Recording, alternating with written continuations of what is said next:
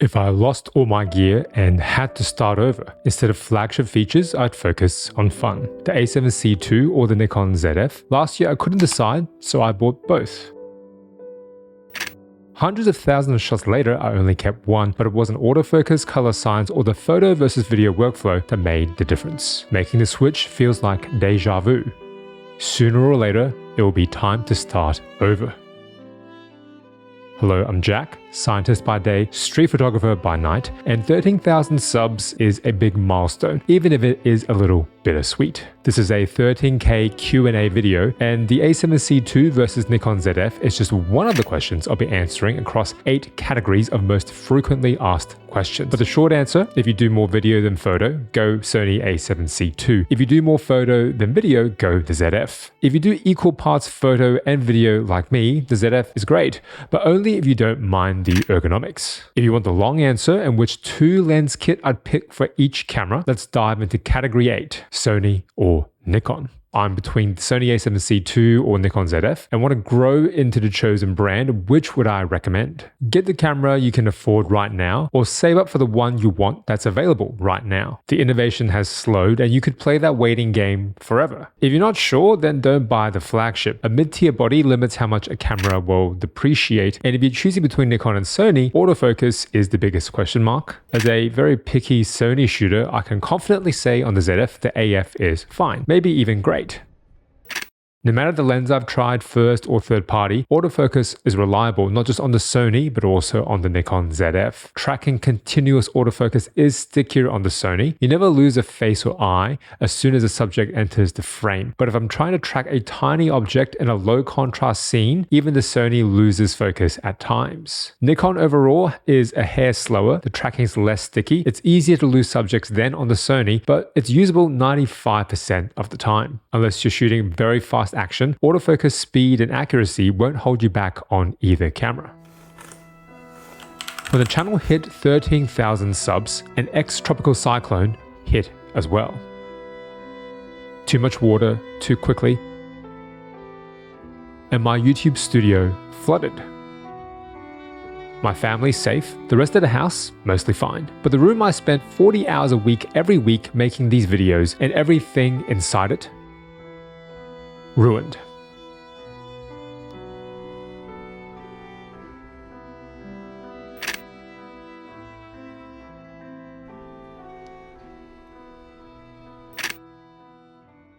Category 7. Do I still like my Nikon DF? Is the Nikon DF's AF really a deal breaker? Is it as bad as they say? The low light AF is very usable on the DF as long as I'm using single point autofocus, focus, and recompose. It does depend on the lens. Anything longer than a 50 might be a challenge for that older DF AF module. But if you shoot 28, 35, and 50 for street, just focus and recompose. If you had no other cameras and needed one for paid work, just go mirrorless. 3D tracking, continuous eye and face detection really spoils you. But if it's just for fun, a DF or any old DSLR can be hard to beat, whether you're a beginner or starting over.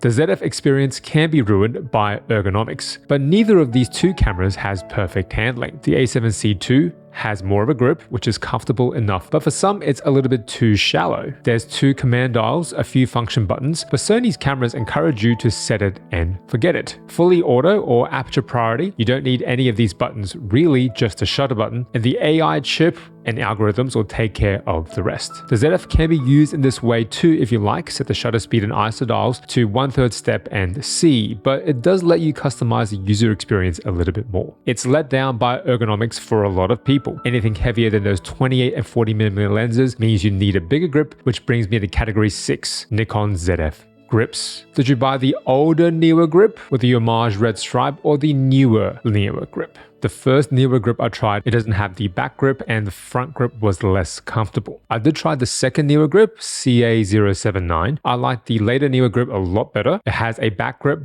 but it does add quite a bit of heft to what is already quite a wide camera in the ZF. So I still like the smaller footprint of the small rig grip more. The silicone hasn't worn away or got scuffed up too much even after a year of almost daily use, and the best compliment I can give a grip is that I forget it's on the camera. There is a new wooden version of the small rig grip. I'd like to try that one next. I've tried a lot of Nikon grips since making that video, and I've also kept track of the newer ZF grips via my weekly blog and newsletter. Some information is easy to refer back to in text form. If you like shooting manual lenses, the ZF is by far the better pick over the A7C II. And it's not just because it has a nicer viewfinder. Something you can't figure out by reading the specs alone, the ZF has a contrastier image at a bigger magnification, even though it doesn't refresh as fast as Sony's viewfinder. The OLED glass Nikon uses and how it looks in low light makes it a much more pleasant experience than the Sony. Add to that class-leading manual focus assist tools on the ZF using eye detect and electronic rangefinder confirmation with a green box that appears for some chipped manual lenses. It's not really a fair fight for manual focus, even though there are more E-mount manual focus lens options available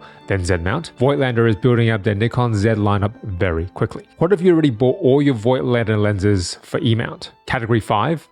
Adapters. Liam Riley 9816 tested the Megadap ETZ21 Pro with the E-mount Voigtlander 50f 1.2 and 75 1.5, and the manual focus confirmation box goes green when focus is achieved. So if you get the right adapter, the E-mount Voigtlander lenses will work just fine. These are chipped manual lenses for Voigtlander. Megadap doesn't provide green boxes if your lenses are unchipped. So what about autofocus lenses? I still shoot with both Sony and Nikon, so I should and could adapt my autofocusing G Master E-mount lenses onto Nikon Z mount, but I don't do this. More on why later. If you did want to though, which autofocus adapter works best? Have you tested the Sigma lenses with Sony E-mount with a Viltrox E to Z ring adapter? I haven't tried the Viltrox, but a regular channel viewer has. The AF is very reliable according to JSEC and faster than a Megadap, so there's food for thought. If you look on B&H, the review section for the Viltrox E to Z adapter says it doesn't support manual focus confirmation with the green box currently, so it seems we still need separate adapters for autofocus versus manual focus glass for best performance on the ZF. There's also still no love for Nikon's AFD glass, which don't have the built-in focus motors, unless you go with a much more expensive adapter. There's Gale 32's pick, the Tecart TZM02 to open up autofocus for manual focus glass, or Monster Adapter's new F to Z AF adapter, but I'm really not sure how well it's going to work. There seem to be a lot of limitations based on Nikon Rumors reporting. But these adapters are all really expensive. They all cost more than my Nikon DF, and they're all third-party adapters, which means there might be one firmware update away from not working. Perhaps it makes more sense to just buy an old DSLR and redirect that adapter money towards some new old lenses. I normally keep all my cameras and lenses on display in my studio, but last week they weren't. I needed all of them in different camera bags to film my travel gear video, and for that reason alone, they were saved from the flood. This close call made me reassess every piece of gear I own and the lenses I'd pick if I was starting all over.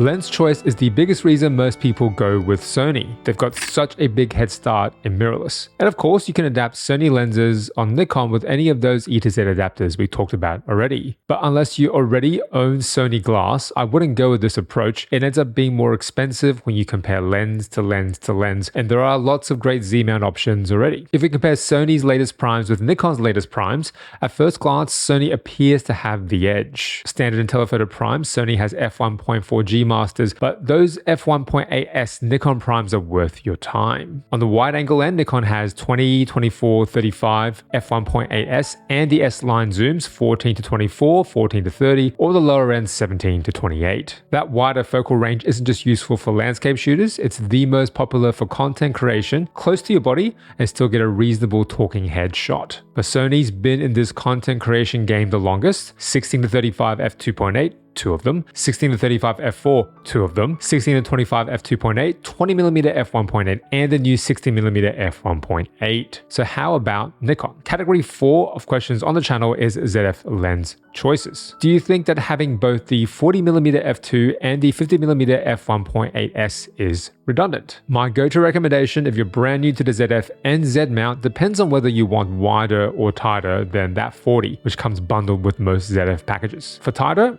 go with the 50mm f1.8s. For some reason, it's the cheapest S-line prime, and it's dethroned Sony's 50mm f1.4 GM as my favorite 50 of all time. Super sharp, no aberrations, fall off that looks shallower than f1.8 due to its flat field curvature, not to mention it's 2/3 of the weight and half the price of the G Master. It's heavier than a 40mm on Nikon, but very manageable. If you think 50 is too close to the 40, well, actually 40 is closer to a 35. If you want a really different look from the 40, I love my 85 1.8s. It is a lot lighter than the f1.2 85 from Nikon, and it's a lens without many, if any, compromises. What if you want wider? Do I recommend the 26mm or is the 28 f2.8 way better bang for buck? I haven't used any wider than the 26 on Nikon. 24 and 20mm f1.8s are all amazing lenses optically based on the reviews, but for me they're much bigger and heavier than the 28mm and certainly the 26. 26 is a little quirky in the physical features, it telescopes in and out and is noisy autofocusing, but image quality wise it's almost at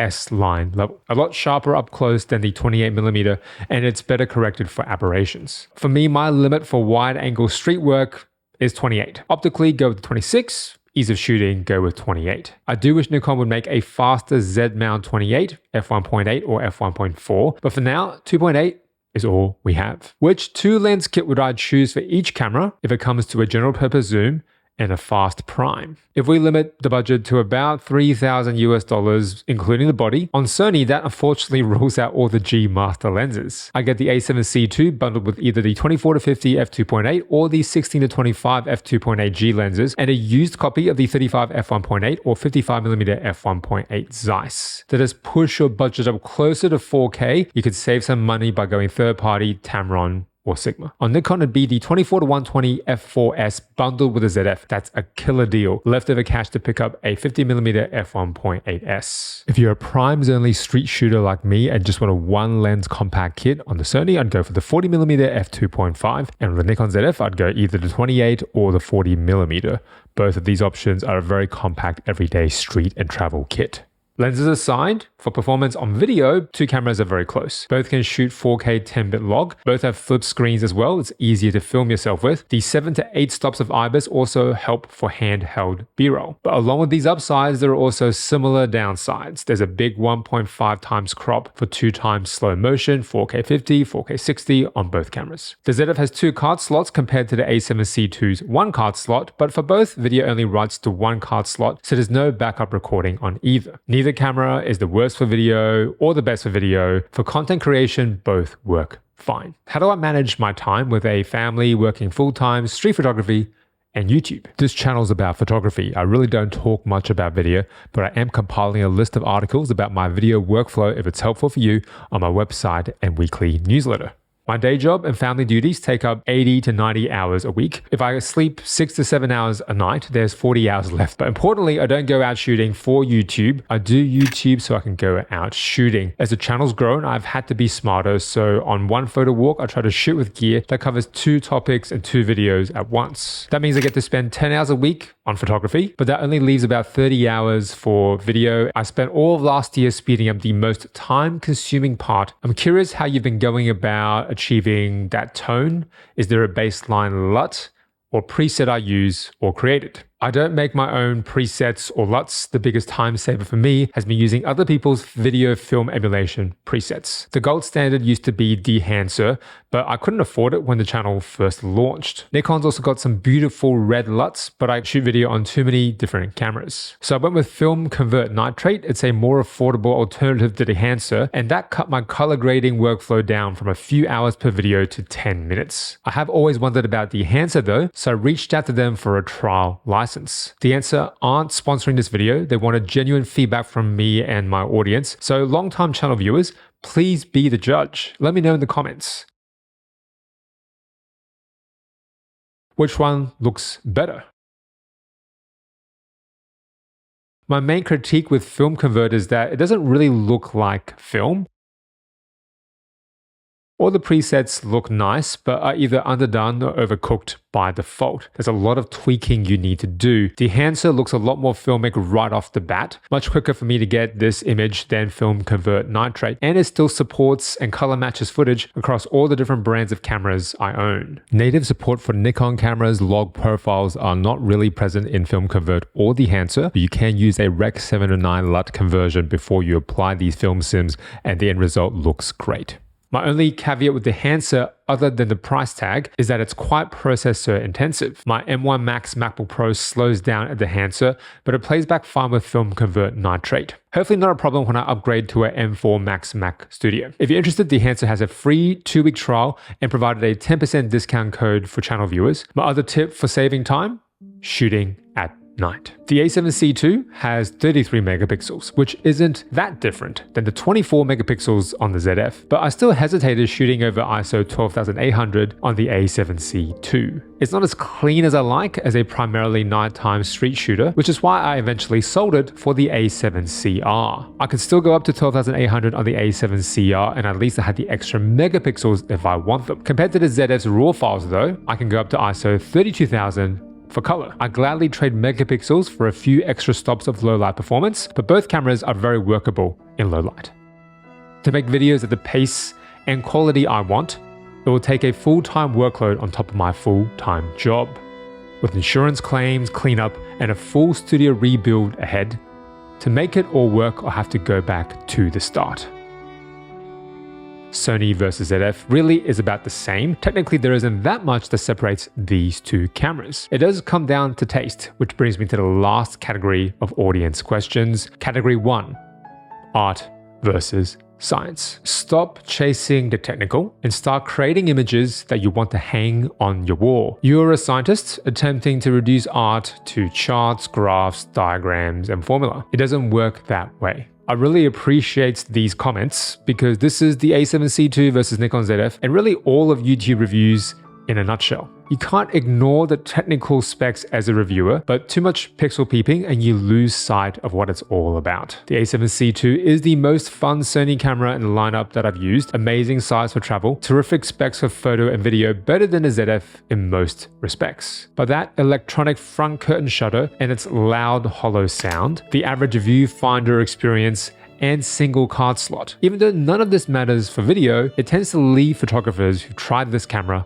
wanting a little more. Even though the ZF isn't as competent on paper, it's a more complete concept. It still has very capable video specs and that flip screen, but the rest of the little details are aimed at photographers. Big viewfinder, wonderful shutter sound, clicky top brass dials, and 2 slots for photo redundancy. All of these by themselves aren't a big deal, but together they make for a more cohesive user experience. If I were starting over, even though I do photo and video equally, I'd choose the tool that's photo first. It'll be photo, not video, that I lean on to cope. My office rebuild will be months in the making. But in the meantime, I've set up a temporary studio. My YouTube production will all be housed in this tiny cupboard for the next few months, and you'll find that in the next video here when it's ready to go. I'm Jack.